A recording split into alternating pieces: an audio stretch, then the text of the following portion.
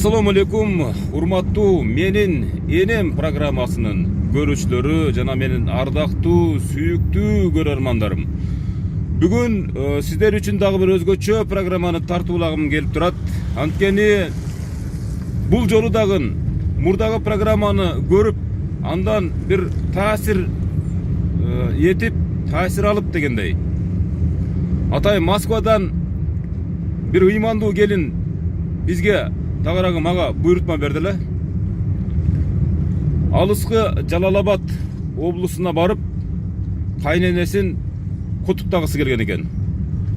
Бирок болгондо дагы бул учурда өзгөчө дагы бир жаңылык, ошол куттуктаган келини атайын Москва шаарынан Оштон ары Жалалабадка барып, кайненесин өз колу менен куттуктап келгизи келген экен. Ушундай бир ниет койгон экен да. Ошол ниетине биз сиздер менен бирге ортоктош болуу максатында мен азыр ушул ыймандуу үй бүлөнү келини менен баласын Ош аэропортунан тосконо баратам. Азыр мына ошол аэропорттон 6:30 аман-эсен келип конуп алышса, андан ары алардын кубанычын, чексиз энеге болгон сүйүүсүн сиздерге кошо тартуулоо максатында бүгүнкү программанын бүйүрү кызыйт деген ниетте турам. Ошондуктан алдыда кызыктын баары болот, уюштурулат, көрөсүздөр. Ошол кайненесин кандай деңгээлде куттуктайт, кандай деңгээлде мына ушул максатын ишке ашырат. Албетте жакшы ниет максатын ишке ашырат. Аны сиздер менен бирге чогуу көрөбүз. Еске сала кетсек, бул үй бүлө же тагыраагы келин, Москвадан учуп келаткан келин бүгүнкү кайненесинин иш чарасын эч кимге айткан эмес. Бир гана мен билем, анан анын баласы жана келини билет. Андыктан биз менен бирге болуңуздар. Жарым саат бою кызыктын баарын тартуулап бергенге аракет кылайын. Бул менин энем программасы. Жана мен Өмүрзак Азимкулов алып барам.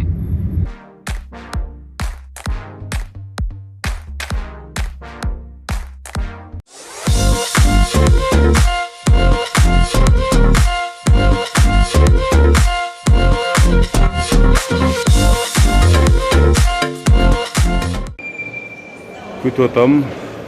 Азыр саналуу мүнөттөрдөн кийин жерге түшүп калат. Кудай берсе ошол Москва шаарынан келген үй бүлө менен жолугабыз.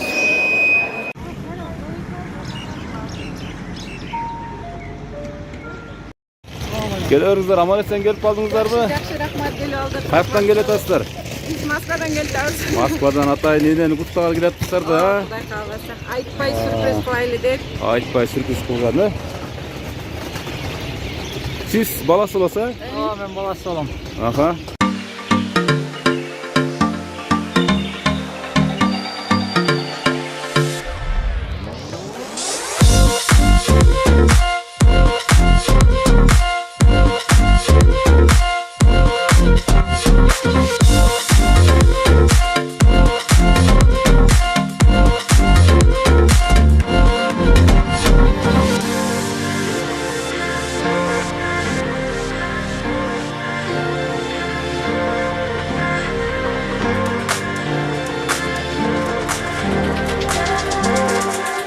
Энебиздин урматына атай Москвадан кайненесин куттуктаганы бир ыймандуу Айчүрөк деген келин келатат деп берип атабыз да бизчи.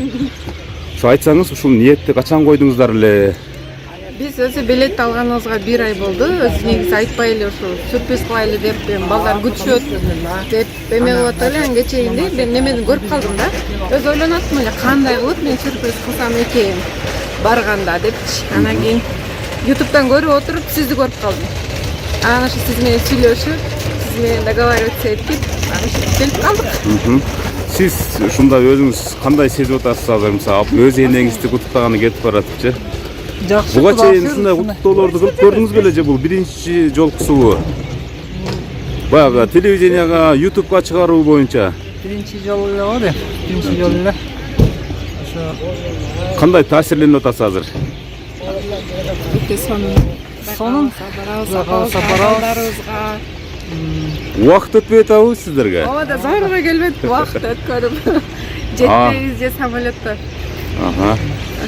Ошо энеңиз жөнүндө бир аз айтып берсеңиз, мисалы, кайненеңиздин өзүнүн сизге калтырган бир таасирлери, сиз кайсыл характерин же болбосо эмнесин сагынып баратасыз өзгөчө?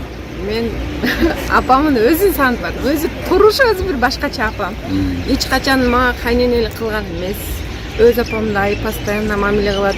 Мисалы, кээ бир кайненелер бар го, сен келинсиң, андай кыл, мындай кыл, жок. Если бирдекени туура эмес кылып койсом дагы, сен мынаны туура эмес кылдың. Бул мындай болбойт, мындай кыл дебейт эч качан. Эч качан тике карап сен андайсың, сен мындайсың деп эч качан айткан эмес. Мына келин болгонума 14 жыл болду, Кудай кааласа. Эч качан жаман сөз уккан эмесмин кайненемден. Кайненем мына биз балдарыбызды таштап кеткенибизге 5 жыл болду. 5 жылдан бери балдарыбызды биз баккан деле жокпуз, апам эле бакты. Баарын үчөнтө. Кудайга шүгүр, ушундай кайненем бар экен, апам бар экенине сыймыктанам. Калган жолубузду Кудай ак жол кылсын дагы эптеп ошол кайненеңиздин урматына арналган иш-чарага жетип баралы. Кудай кааласа. Кудай буюрса жол арасында да сүйлөшүп барабыз дегенде, анда эмесе жүктөрдү сала берели.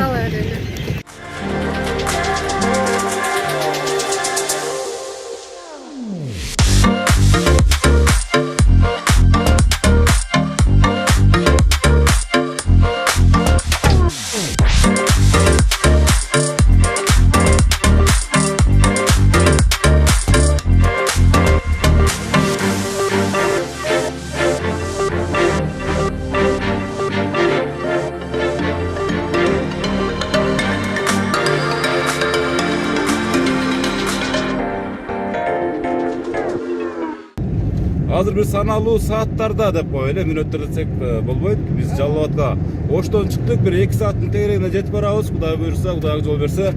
Мына ушундай, бул менен эмне демекчимин?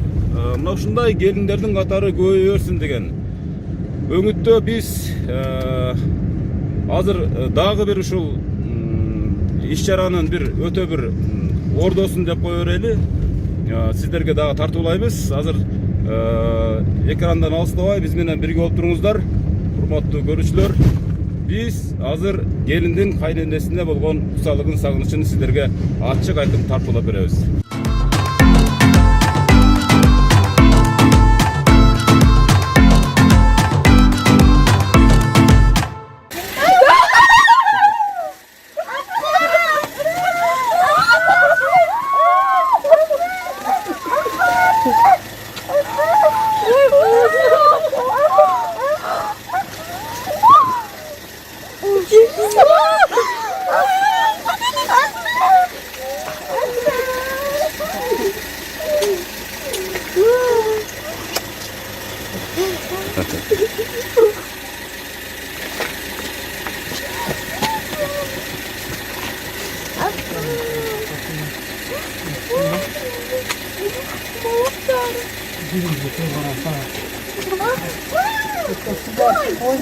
Biz mına dünkü saat 10'dan 15 minut öttür. Biz şol Rossiya jergesinden atayın kaynenesin kutuktagany gelgen üy bilöni alıp geldim ben. Bирок алгач кайненени куттаардан алдын ушул үй бүлө өзүнүн балдарын дээрлик 5 жылдан бери көрө элек балдарын көрүп, анан ошону да кошо ала келели дегенден өздөрү жашаган үйгө келдик. Мына азыр өзүңүздөр көрдүңүздөр, сагынычтарын таратып, бир эре кучакташып дегендей. Мына ушул азыр биринчи келип эле өздөрүнүн балдарын көрүштү бул үй бүлө. Азыр мындан чыгып биз кайненесин куттуктаганы бармакчыбыз.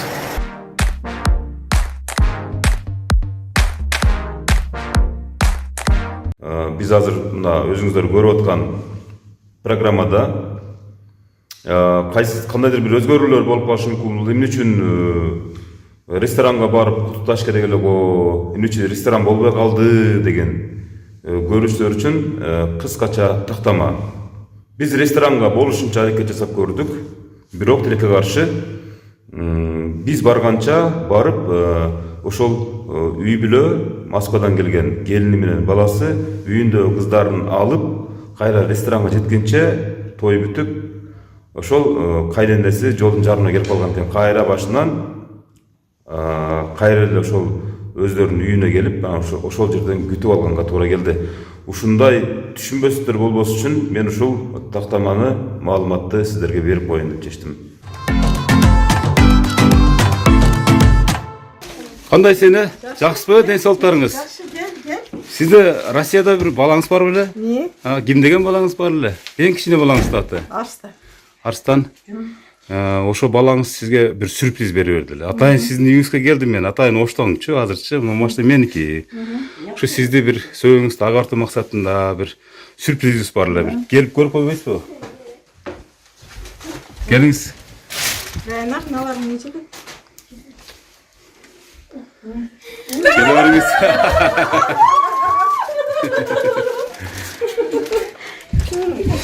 Ким келди?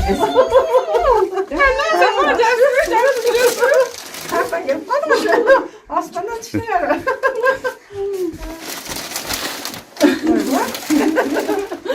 Qanday sapa? Жакшы.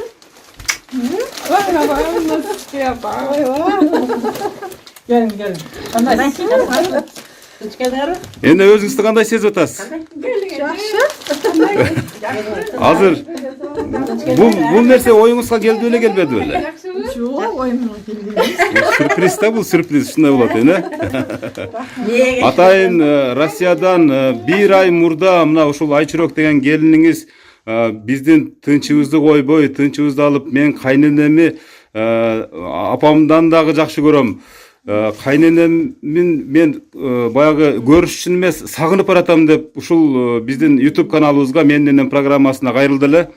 Биз эртеден бери күтүп, кызыңыз менен балаңызды аэропорттон тосуп алып, мына мен өзүм алып келдим мени. Үйүңүзгөчү. Биз болгондо ресторанга жетишпей калдык да, ресторанга бара турган оюбуз бар эле, небереңиздердин баарын кийинтип барсак, сиз уже келатсыз да бул жаккачы. Ошо жетишпей калдык да, Мынакей ушундай бир көрдүңүзбү, бактылуу энекес. Мынакей балаңыз болсо качан жетебиз деп келгенче мына. Апам колунда ооруп кетти. Ага. Рахмат. Баарыңарга рахмат. Ден соолук. Кайта бара бересиңер ресторанга. Шулардын өмүрлөрү узун болсун, бактылуу болушун. Шулардын ысык чай ичип өтүп мен дагы бактылуу кабыл кечейин. Биздин пешенебизге ар дайым бар болуң, аман болуң. Ушул белегиз сиздин кылган эмелериңизге өзү эч нерсе эме болбойт.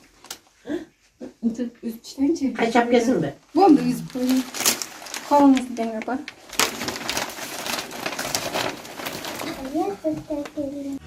Aldın nasıl apaken Haruva kuyuyorum dineke may Apake may Apake may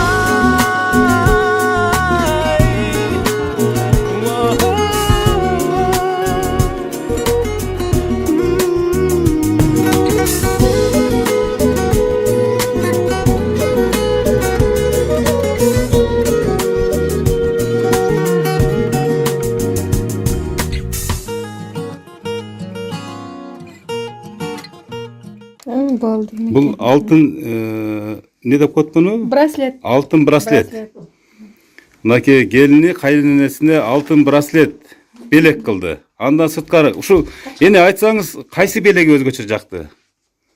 Ушул гүлдөрдү, гүл жактыбы же браслет жактыбы же ким жакты? Балдарым өзүн эсин аман көргөнүмдө ошо эң биринчи белегим ошо. Өтө энелер өтө мээримдүү, акылдуу болушат да, көрдүңүзбү? Эгерде башка бир аталар болгондо мага сааты жакты же болбосо браслет жакты демек да. Энелердин мээрими чексиз болот да.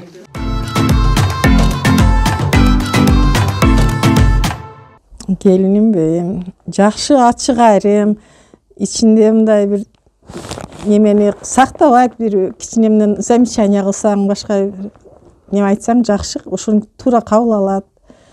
Ошонусу жакшы. Анан эч бир неме кылбайт да, оюна жаман ойду алып калбайт да. Туура кабыл алат да, немелерди. Айткан сөздөрдү туура кабыл алат, кеңештерди туура кабыл алат. Ага тарынып капа болбойт. Эне канча келиниңиз бар? Мен 3 келиним бар, 2 кызым бар. Ошо кыздарым катарында эле көрөм буларды дагы. Ооба. Биз келин кайсы Николаевский келиндер болгонбузда биз кайнене айткан биз үчүн закон болчу. Кайнененин бир да сөзүн аткарбай койбойт элек. Азыркы келиндер эми аткарышат, азыркылар деле. Арасында аткарбагандар да болот. Ошо мен кайненемен бөлүнүп кеткенде да кайненемен жооп сурабастан бир жакка барбайт болчумун да. Кайненемен жооп сурап, кайненем уруксат берсе, жолдошум менен кошо кетип атсам дагы, эмне дейт экен, эми сурайлычы, эмне дейт экен, менен кетип атасың, жүр, баса бербейсиңби десе да, сурайлычы деп ошентип бөлөк, үйүбүз бөлөк болсо да ошону сурайт элем. Ошону сыйлайт элем, бирок келиндерим да мени сыйлайт, келиндеримден да претензия жок, жалоп жок менде келиндерден. Сюрприз болду да кокустан кийин. Булар да азыр Москвада деп ойлогомун да. Ооба, сагынып эртерээк келишсе экен деп неметип аткам. Келет деп бирок ойлободум. Мен эми үйгө балдар менен звонок кылса, мен үйдө жок болсом, кыжалат болуп чалып атат окшойт мага дедим. Балдарынан кыжалат болуп чалып атат окшойт дедим. Балдарын ушу мектепке алып барам, алып келем. Өзүм окутам, репетитормун өзүм буларга. Жок, мен өзүм медик болуп иштедим, 40 жыл медицинада иштедим. Пенсияга чыгып ушу неберелерим менен отуруп калдым ушу. Кайсы ооруканада иштедиңиз ушул боюнча кичине айтсаңыз? Мен мына неме областной тубдиспансерде иштедим 40 жыл. Ошо ар ким өзүнүн пешенесине келгенин көрөт. Азыркы жаштардын пешенеси бар, жакшы. Мындан да жакшы жашасын. Неберелерим мындан да жакшы жашасын, андан да жакшы условиялар болсун. Ошо жаштарга жакшылыктар деле каалайбыз, жакшылыктар тилейбиз. Бактылуу болушун, бардыгы бактылуу болсун. Ару толгон жүрөк сан ойлор карыткан, сана тарткан жүрөк. Дүйнөмдө жарык шам, сиз ар бир таң, жол карап күтүп жүргөн.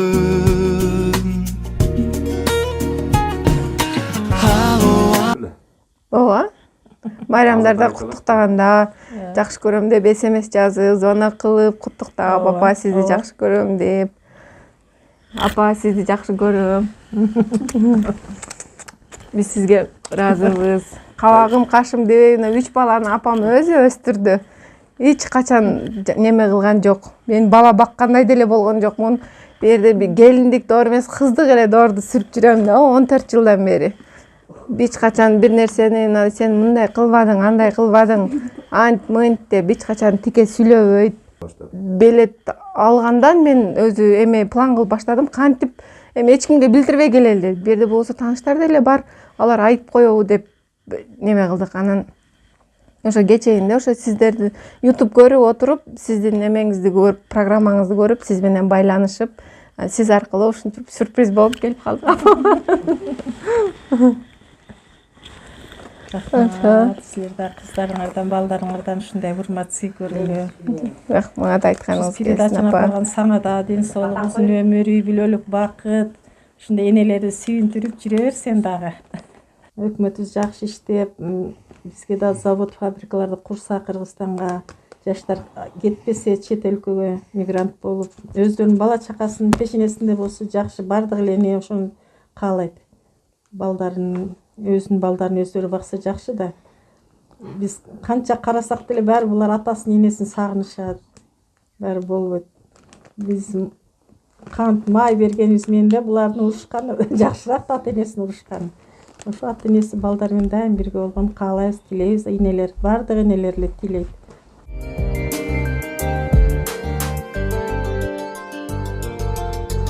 Жүрөгүмдүн беримин аяй, алтын башым аман барында. Карегимдей кастарлап карай, качан болсо болом жанымда. Мелимдебиз куш келипсиң укам. Ушул үйгө жакшы эмелерди алып келипсиң, эжемдин эмесине сүйүнчүнө. Алыста сагынып жүргөн баласы менен келини келиптир. Аны алып келген саңа чоң рахмат. Эжем көптөн бери күтүп атып эле келип калышты. Мына тойдон ам ашын жебей, неберелериң эмне болду деп келди. Өзү келген аз келгенсин мени кошо ала келди. Мына мени да кошо келип силерге туш келдим. Мейли ушулар келиптир, балдарды эмне деп гана бакпайбыз. Балдар үчүн бир күпе тырдап коеюн, э? Көбүрөөк ырдасам көбүрөөк тарт. Баланы кимдер сүйбөгөн, бап эштеп багып көрбөгөн, баласы үчүн жок чыгар, башын азап үйбөгөн.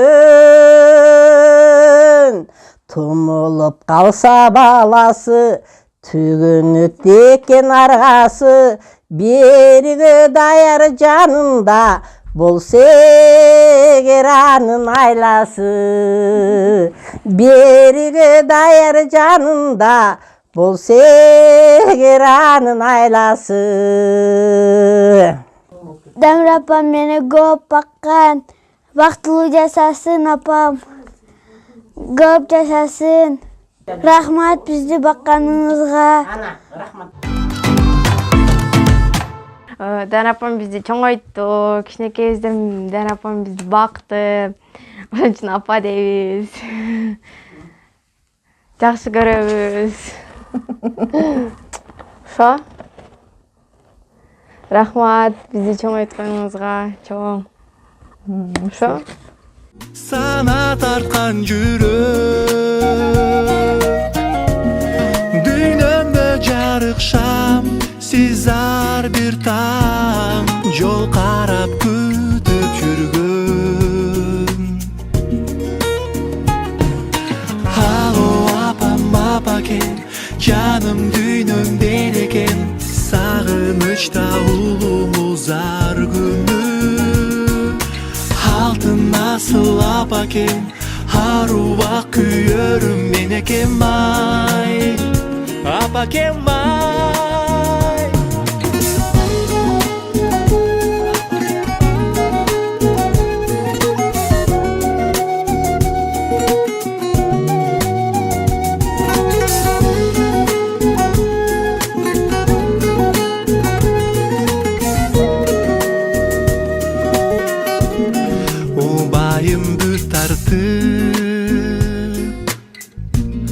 Uykusuz tağın ben, düşükü köp canı, barına köngön, çaçınız ağınen.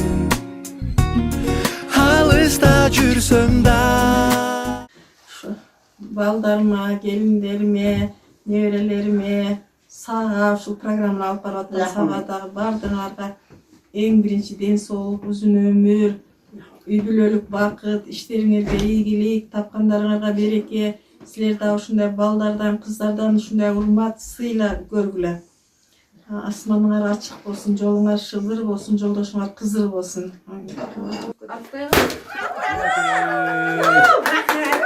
Менин энем программасын көрүңүздөр деп коем. Менин энем программасын көрүңүздөр. Саламатта калыңыздар, жолукканча. Рахмат чоң сизге рахмат. Көрдүңүздөрбү? Ушунчалык сагыныч менен кусалык менен келген бул үй бүлөнүн чексиз армандарынын бири аткарылды десек болот. Мына өзүңүздөр көрдүңүздөр, гүлдү өздөрүнүн кошумча ала келген белектерин тартуулап, ал арада булар уюштурган сюрпризге энеси бечара аябай канааттанып батын албай турган чагы. Ошондуктан ар бир энеге ушундай күндү, ушундай турмушту, ушундай бакытты каалайт элем.